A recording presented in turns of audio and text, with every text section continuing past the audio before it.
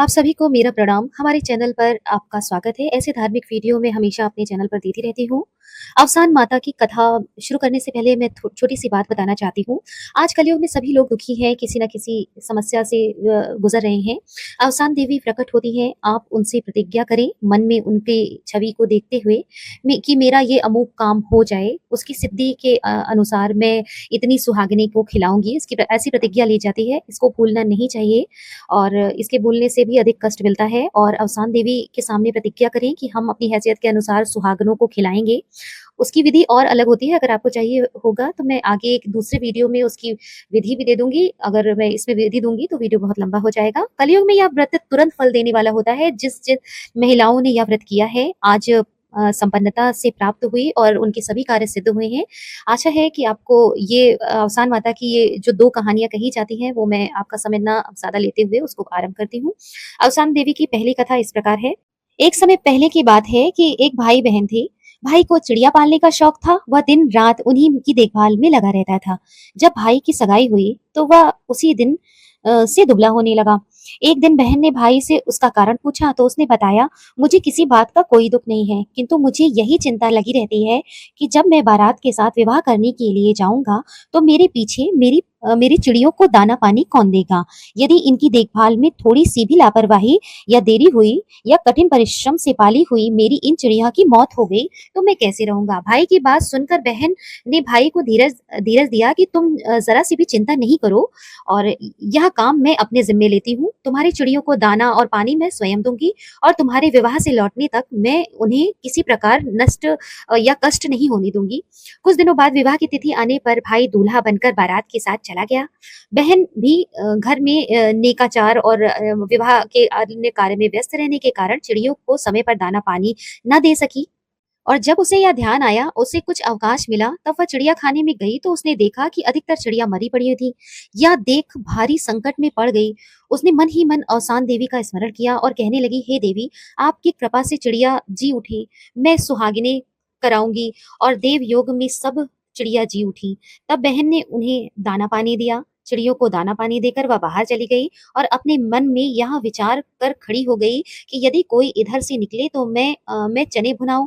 तभी उधर से एक बारात निकली। लड़की ने बारातियों से प्रार्थना की कि कोई मेरे चने भुना कर ला दो, परंतु बारातियों ने इनकार कर दिया। बारात ने गांव से आगे चलकर एक अच्छा स्थान देखकर विश्राम किया तो दूल्हा अपने आप ही मूर्छित हो गया। वह लड़की अपने घर के द्वार पर खड़ी ही थी। थोड़ी देर बाद उधर से मुर्दों को कंधों पर लिए जाते देखकर कुछ आदमी वहां से जा रहे थे। तब लड़की ने मुर्दे के साथ जाने वाले लोगों से कहा कि कोई मेरे चने भुनवा के ला दो तो मैं सुहागिनों को न्योता करके बुलवा लूं। उनमें से एक ने कहा, क्या हर्ज है, इतने इनके चने भुनाने में देर ही कितनी लगेगी, मुर्दा जलाने को अभी बहुत समय है। यह सोचकर कुछ लोग भुनाने के लिए चले गए। तभी अर्थी पर से मुर्दा उठकर बैठ गया। यह देखकर लोगों को बहुत आश्चर्य हुआ। सबने लड़की के पास जाकर श्रद्धा से नमस्कार करके पूछा, बहन, तुमने यह जादू कैसे कर दिया कि मुर्दा भी जीवित हो गया। लड़की ने उत्तर दिया, मुझे इस बारे में क्या मालूम, मेरी हुरैया मैया जाने, अवसान देवी माता जाने। मैंने अवसान देवी से प्रार्थना की थी कि मेरे भाई की मरी हुई चिड़िया जी उठे तो भुने हुए चने का प्रसाद बांटूंगी। उनकी पूजा के प्रसाद के लिए चने भुनाने चली थी। तुम लोगों ने दया करके चने भुनाकर लाकर दे दिए तो तुम्हारा मुर्दा जी उठा। यह सब अवसान देवी की माया है। उन लोगों ने भी सुहागनों को न्योता बुलाया और अवसान देवी की विधिवत पूजा की। जिन लोगों का दूल्हा बेहोश हो गया था वे भी लौटकर उसी जगह आए और उन्होंने लड़की से पूछा कि तुमने हमारे दूल्हे को क्या कर दिया है। तो वह अपने आप मूर्छित हो गया। लड़की ने कहा, मैं क्या जानूं, मेरी अवसान मैया जाने। उनकी पूजा के लिए चने भुनाकर लाकर देने वालों का मुर्दा भी जी उठा। तुमने इनकार किया तो तुम्हारा दूल्हा अचेत हो गया। इसमें मैं क्या करूं। उन लोगों ने लड़की से कहा, हमें भी अवसान देवी की पूजा की विधि बता दो, हम घर पर पहुंचकर उनकी पूजा करेंगे। लड़की ने उन्हें पूजा की विधि बता दी। पूजा का संकल्प करते ही दूल्हा स्वस्थ हो गया।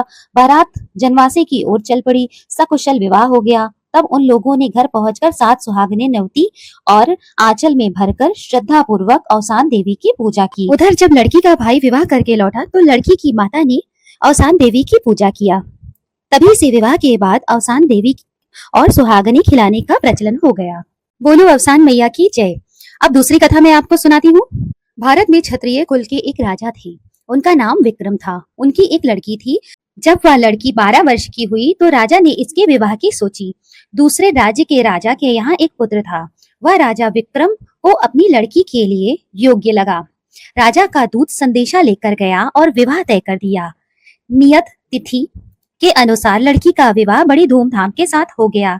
दहेज में राजा ने हाथी, घोड़े, धन दौलत सभी कुछ दिया और बारात विदा कर दी। बारात के साथ राजा ने अपने गुप्तचर भी भेजे कि बाराती क्या कहते हैं, पता लगाना चाहिए। रात को विश्राम के लिए बारात एक निर्जन स्थान पर रुकी। कर्मचारी लोग हाथी घोड़े बांधने लगे। जब खूंटे की जरूरत पड़ी तब राजा को बताया गया कि खूंटी नहीं है। तब राजा ने कहा कि क्या दिया, जानवरों को बांधने के लिए खूंटी तक नहीं दी। यह बात जब लड़की के पिता को गुप्तचरों द्वारा उन्होंने जब यह बात सुनी तो लौटकर अपने राजा को बताया। लड़के के पिता ने कहा कि खूंटी तक नहीं दी। यह बात सुनकर राजा के अभिमान को बहुत ठेस लगी।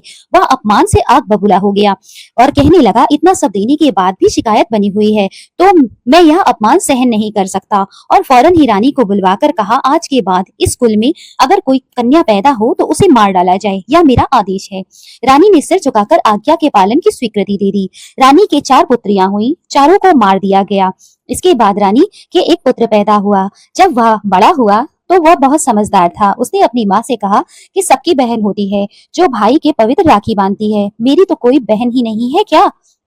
तब माँ ने बताया कि तुम्हारे पिता का फरमान था कि इस राज परिवार में कोई कन्या पैदा नहीं होगी और अगर होगी भी तो उसे मार डाला जाएगा। ऐसा बताते बताते रानी रोने लगी। तब राजकुमार ने कहा कि माता जी, माँ, अब जो भी कन्या होगी उसे मारना नहीं, मैं उसकी रक्षा करूंगा और पिताजी को भी समझा दूंगा। राजकुमार के कहने के अनुसार रानी ने एक कन्या को जन्म दिया। जन्म के बाद रानी ने कन्या को गुप्त रूप से छिपाकर रखवा दिया एवं उसकी परवरिश शुरू कर दी।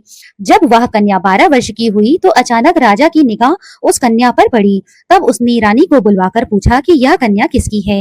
रानी ने डरते डरते कहा, यह कन्या आपकी ही है। इतना सुनकर राजा ने डांट कर कहा कि यह किसकी आज्ञा से महल में है, मेरी आज्ञा को तोड़ा गया है, इसका फल तो मिलेगा ही। रानी ने कहा, राजकुमार के कहने पर मुझे ममता के कारण यह करना पड़ा। रानी की बात को सुनकर राजा ने दरवाजे के बाहर एक बोर्ड लगवा दिया जिसमें लिखा था कि जिसने इस राजकुमारी को जिंदा रहने की आज्ञा दी है वह इस लड़की को लेकर मेरे राज्य में से चला जाए। जैसे ही राजकुमार खेल कर अंदर आने लगा वैसे ही द्वारपाल ने राजकुमार से कहा, पहले बोर्ड पढ़ लीजिए, इसके बाद अंदर आइए। बोर्ड पढ़कर राजकुमार अपनी बहन का हाथ थामकर जंगल की ओर निकल पड़ा। उस जंगल में वह एक कुटिया बनाकर रहने लगा। राजकुमार खुद शिकार खेलने जाने लगा। बहन कुटिया में रहती थी। उसके मन बहलाने के लिए भाई ने पक्षी जैसे चिड़ैया, कबूतर, मुनैया लाकर दे दिए। बहन उसके साथ खेलती, अपना मन बहलाती, समय काटती। एक दिन वह खेलते खेलते दाना पानी देना भूल गई। जब वह शाम हुई तो उसे याद आया, जब तक चिड़ैया मुनैया भूख से व्याकुल हो जमीन पर गिर पड़ी, कुम्हला गई। यह देखकर वह परेशान हो गई। अगर इनको कुछ हो गया तो मेरे भाई मुझसे नाराज हो जाएगा, तो मैं उनको क्या कहूंगी। यह विचार आते ही वह रोने लगी। ऐसी व्याकुलता अवस्था देख औसान देवी एक बुढ़िया का वेश धारण करके उसके पास आकर पूछने लगी, बेटी रो क्यों रही है? उसने सारी कहानी माता जी को बताई। यह उसका रोना सुनकर माता जी ने कहा, रो मत, मैं तुझे औसान देवी का व्रत करने का उपाय विधि बताती हूँ। इस व्रत को करने से तेरा सब दुख दर्द नष्ट हो जाएगा। कि 7 सुहागिनों को न्योता देते हैं, ₹1.25 का सवैया करते हैं, उन्हें सवाया गुड़ चना मिठाई देकर औसान देवी का नाम लेकर खिलाते हैं। ऐसा संकल्प करते ही उसकी चिड़ैया मुनैया ठीक हो गई। राजकुमारी ने सवाया का संकल्प बोल कर दिया। बोलते ही उसकी चिड़ैया मुनैया ठीक हो गई। यह अचंभा देखकर राजकुमारी तुरंत सवा पैसा लेकर सड़क पर खड़ी हो गई कि कोई निकले तो मैं उससे चना गुड़ मिठाई मंगवा लूं। इतने में एक बारात वहां से निकली। वह दौड़कर उसके पास पहुंची। उसने कहने लगी, भैया सुहागन का चना भुना कर ला दो। बाराती उसे पगली समझकर उसकी बात अनसुनी कर कर आगे बढ़ गए। यह कहते ही जब वह शादी का मुहूर्त निकल जाएगा, इतने में ही कुछ लोग उसे दिखे तो मुर्दे को शमशान में लेकर जा रहे थे। राजकुमार ने उनके पास जाकर पहुंची और बोली, भैया सुहाग का चना भुना दो, मुझे सुहागने जिमाना है।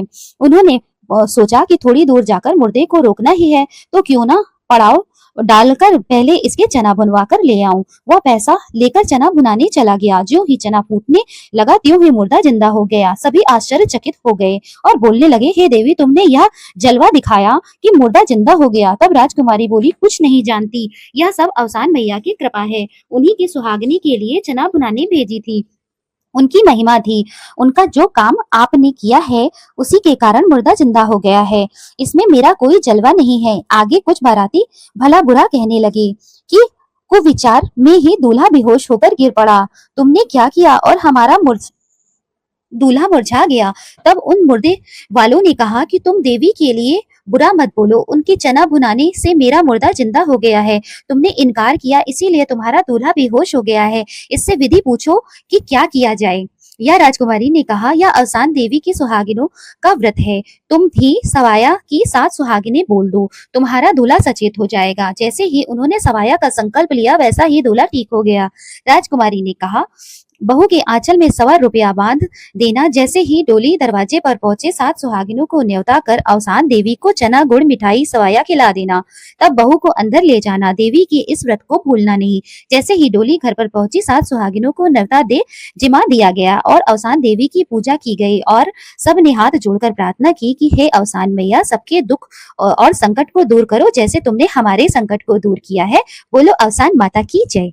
इस प्रकार अवसान माता की दोनों कथाएं समाप्त होती हैं। आशा है कि आपको ये दोनों कथाएं बहुत पसंद आई होंगी। अगर इससे रिलेटेड कोई भी जानकारी या सुझाव हो तो कमेंट बॉक्स में जरूर दें। ऐसे वीडियो मैं समय समय पर आपसे साझा करती रहती हूँ। आगे आप किस तरह का वीडियो चाहते हैं वह भी कमेंट बॉक्स में मुझे जरूर बताइएगा। इस वीडियो में कोई भी त्रुटि हो उसके लिए मैं क्षमा चाहती हूँ। इतना बहुमूल्य समय देने के लिए आपका धन्यवाद।